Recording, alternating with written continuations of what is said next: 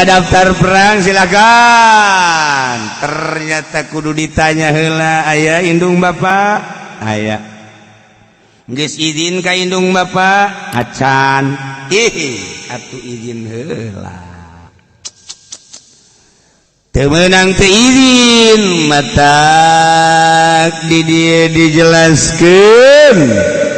Wa yahrumu haram berangkat jihadun perang sekalipun geus memenuhi kriteria peperangan, tetapi kudu aya izin heula ti indung bapana. Haram perang illa biizni abawai, kecuali aya izin ti kedua orang tua. In kana muslimaini, lamun duanana indung bapana muslim. Tuh. Nah, jangan make ejeng kudu bebeja heula ka indung bapa. Urang tarje heula cek santri mah pan ai jihad mah hukumna fardu kifayah. Ari birrul walidain fardu ain. Tuh, birrul walidain mah fardu ain, jihad mah perang fardu kifayah. Banding-banding ku urang antara fardu kifayah jeung fardu ain, masih luhuran fardu ain, maka atuh wajib kudu aya izin ti indung bapa. Ulah sadaek-daek ibirul walidain. Mantak urang mumpung boga kene indung jeung bapa mumule eta indung bapa teh ulah ditoler-toler. Insyaallah karim. Urang maka indung bapa teh okos ngurusan padahal mah urang teh ngababukeun. Anakna diurus ku indung bapana beuh ti mimiti SD SMA pohara datang ka kuliah. Alhamdulillah ayeuna teh geus boga predikat insinyur, masyaallah, nu dokterandes, bahkan geus lain S1 2 3 S lilin segala.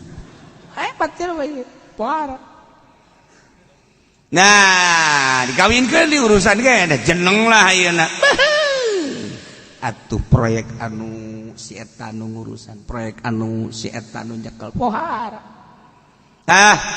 Jeneng jadi jelema teh mah lah daripada emah di imah cicing bae mah jeung apa maning ilu bae jeung kula alhamdulillah geus kabangun imah yeuh. Jasaki mah alhamdulillah imah teh kamar geus. Nah ku ari mah emah cicing bae di mah bari ngurusan anak mah. Nah atuh naon mah dipaksa emana ge. Nah emakna atuh ngurusan incuna beuh pohara teu diai seetik bae dicarekan, ceurik dicarekan. Ya Allah, ngisingna ngombehanana beuh segala ngahuapanana jeung lain-lain sakanyeuseun-nyeuseun. Sigana anak teh bageur ka indungna horeng ngababukeun, laknat sia di akhirat. Kuduna lain kitu mah hayang dipanggieunkeun imah khusus apa endek di imah nu eta bae, apakah endek di imah kula geus teu kudu digawe, teu kuduna naon sasapu ge ulah. Pokona emak mah di mun daek di imah kula, di imah anak ye kula, pokona mama dirinya mah ibadah geus ku kumaha ge. Pokona geus sagala rupa, malah emak dibere pangladen ku kula 2 ujian jang beusi naon geus bamula mikirna geus maca Quran, maca sholawat, mama geus kos kitu bae geus kumaha kayang emak bae.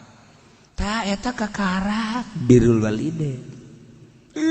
Batuk saeutik mama hayang ke rumah sakit diimpus apakah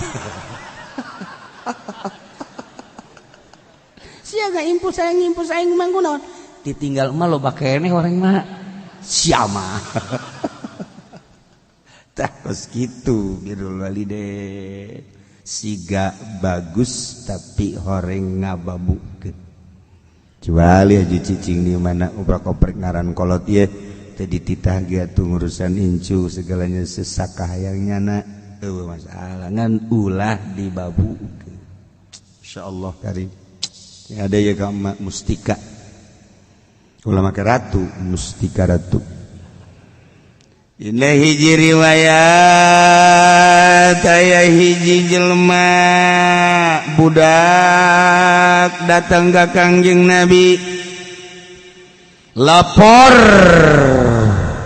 bahwa kula siap untuk ikut perang sabilillah.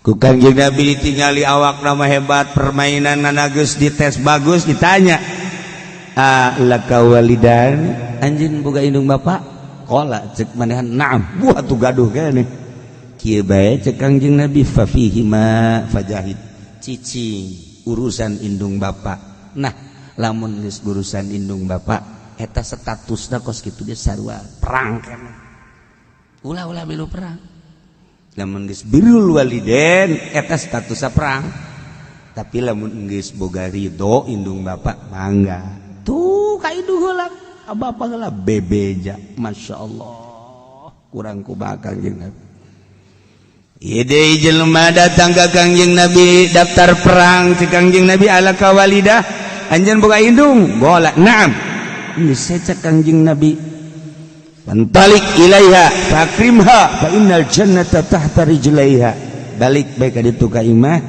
urusan emak sebab fa innal jannata tahta rijlaiha surga aya di bawah telapak kaki ibumu oh nyana gegeuraan bae balik di deuleuan mana sorga mak coba mak mana tah deuleuan terapna naonan sia cek mana cenah cek Kangjeng Nabi sorga di bawah telapak kaki ibu jeje nu aya mah rorombeheun ieu mama di lain sorga sia salah ngahartikeun lah tuh masyaallah jadi berarti ridallah fi ridal walidain keriduan Allah surga terletak pada ridho indung bapak urang ngurusan indung ridhoeun ka urang surga masyaallah kan inget ka dongeng abah bae kos kitu anakna dek lebaran dek ngabungakeun bapakna pak dek lebaran salin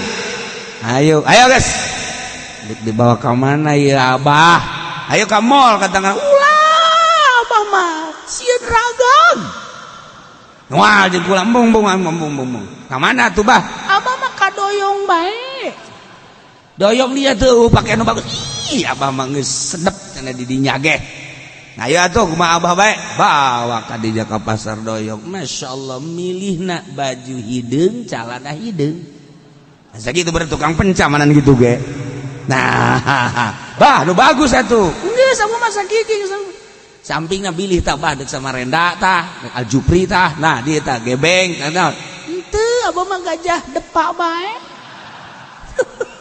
ya Allah ya Rabbi masyaallah geus cukup sakitu abah mah sendal tuh sepatu bot deuk sapatuna tuh beli segala rupa tuh sanajan teu buatan Bandung ge atau bojong beli henteu abah mah lili sendal lili geus sakitu abah mah masyaallah. Hai guys, beli kan kaos jangan manggis 77 guys bagus jasa cekan. Masya Allah. Nah, bawakan ka imah bunga jasa ya Allah ada ka ieu bager caknya bunga 50.000 ngomong bager. Coba kamari ieu 10 tahun ka tukang anakna ku kolot dari bae sia lebaran bawa kadoyongnya mall kadoyong mah mana mall ji itu abah mah teu jauh ka mall geus abah mah duit bae ka dieu duit bae mai saya 50.000 tiba 50.000 naon 5 juta bah ambo make meuli pakaian 5 juta be itu zamanna kuari mah bah lepis 1,5 juta kaol dor 1 juta teu nyahoun abah mah dor kaos masyaallah naon deui atuh sapatu sanajan beli Bandung ge eta teh kan kudu 500.000 hitung ku abah hitung ambo si ambo harjasa tah 5 juta ongkos na bah ambo kolot maka anak jutaan anak maka kolot 50.000 ge paung pohara jasa eta tapi eta ku bunga kitu sorga anak aing alhamdulillah aing teu sia-sia ngadidik anak insyaallah ya baju calana di beja-beja di kabatur tuh anak aing manggeus meulikeun baju mau meulikeun calana soleh anak aing padahal tilung salat soleh sial tak kolot goblok tilung salat gini soleh nah ieu kolot katarima kitu biasa surga ya Allah ya Rabb babarik nah ieu Kangjeng Nabi ummuki indung heula ummuki indung dua kali umi tilu kakarak antalik ilayya Fatimah fa innal jannata tahta rijlai bagi nu barokah kena indung bapak wahai anak aya kena kesempatan jang neangan surga melalui birrul jadi lebih baik kurang bapak dan saudara penyok kecil kalau belum nyawain kalau gentong seperti nyawa jinggo aya geus gara jarum sedan pilihkan paling kapal betus paling sia elek paling sedan ya ya Allah ya Rabbi sudah datang Assalamualaikum Waalaikumsalam yes ya tah kok kagila yes parupa di Samsu gudang garam sabungkus tapi saya beli kopi yang abang bagus amat ngarang ke kolot atuh ayo dah saya beli rokok rupa-rupa mana abang sedap isep kalau mengusir lese Masya Allah tilu kali tak Masya Allah yang kau obatkan baik kunci gudang ke mana emang ada dengan gabah ya ada dengan sia tak kunci nanti los usia tak mak balik dijual baik emang saya butuh aja saya bersoleh jasa aja ya Allah dijual boh satruk engkel dibawa ku jana engkel ya Allah mucung kaluhur dijual sabaraha juta tak ya Allah mereng mah sekali 10.000 dua kali 20 tilu kali 30 barang mawa saengkel ieu garong meleg-meleg sebro tapi teu karasaeun tak ku kolot soleh sia eta mah ngobrol jeung mana mah anak urang soleh jasanya merian kopi bae heeh ceuk eta teh tapi beas urang eueuh pan